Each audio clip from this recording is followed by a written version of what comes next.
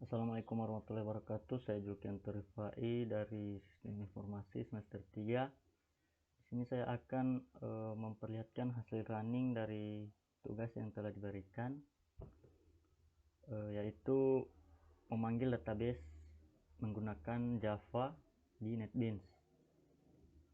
Oke, yang pertama saya lakukan adalah tentunya menyalakan exam, terus ke localhost phpMyAdmin. Di sini saya sudah membuat database seperti video dengan nama database Java dan tabel karyawan ya. Di NetBeans saya sudah membuat satu project dengan nama tugas ya, database tugas dengan codingan config, atau bisa dibilang ini adalah codingan untuk menghubungkan Java dengan database tadi.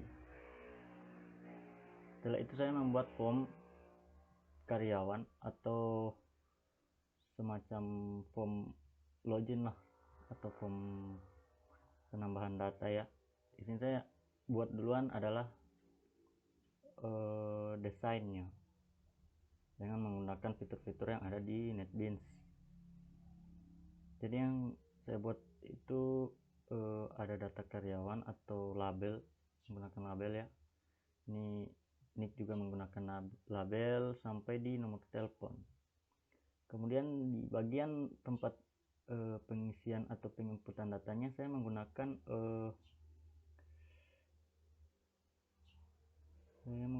apa ini namanya, tunggu saya lupa.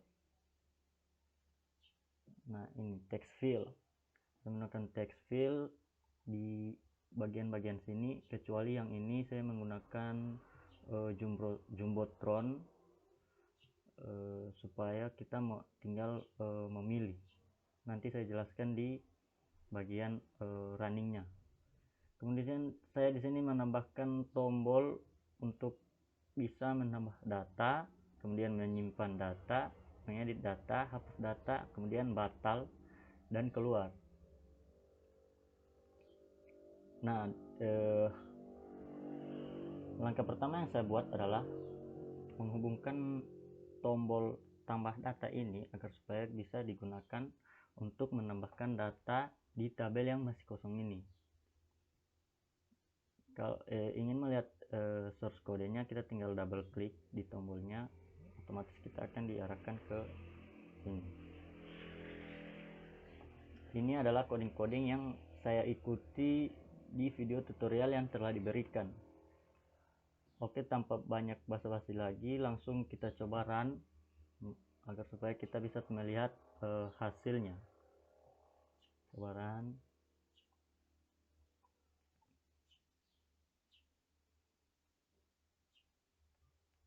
Agak lama ya. Nah, sudah muncul seperti ini. Ini seperti desain yang saya buat tadi ya.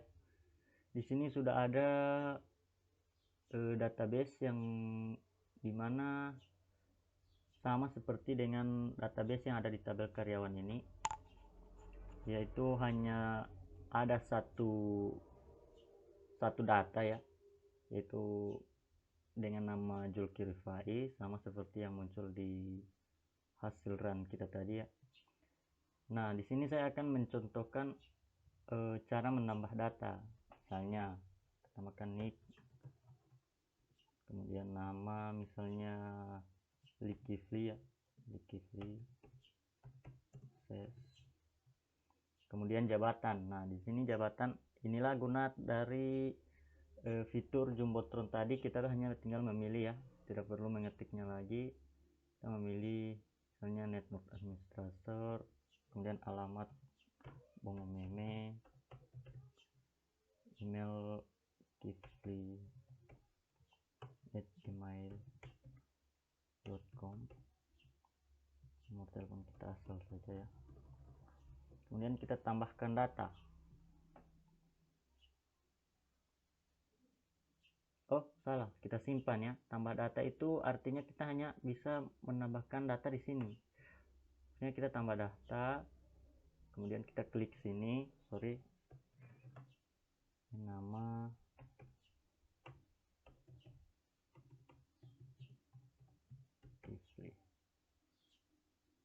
jabatan, kemudian alamat ya, Bongomeme, email kifli@gmail.com, nomor telepon kita asal, ya. Kemudian kita simpan. Secara otomatis dia akan tersimpan di bagian bawah atau data kedua. Secara otomatis dia akan tersimpan di tabel ini. Nah, proses simpan data berhasil. Kita oke, dia langsung otomatis bertambah di kolom tabel ya, tapi berada di urutan atas. Coba kita lihat di menu database-nya, kita refresh. Nah, ini dia terhubung ya, jadi kita menambahkan data melalui Java secara otomatis di database Java.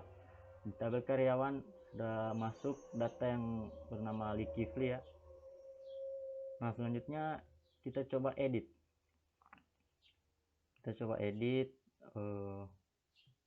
Yang ini ya, kita edit. Misalnya alamatnya kita ubah, Batu Daa. Kita edit berhasil, dan secara otomatis alamatnya berubah menjadi Batu Daa ya. Kemudian di sini juga ada tombol hapus. Jadi tombol hapus ini bisa digunakan untuk menghapus data ya. Misalnya ya, saya hapus ya, Kifli, hapus, data berhasil. Kita kita cek lagi di database. Secara otomatis datanya terhapus ya. Kemudian yang terakhir adalah batal. Misalnya kita sudah mengisi datanya ya, data, alamat, email, terus nomor telepon,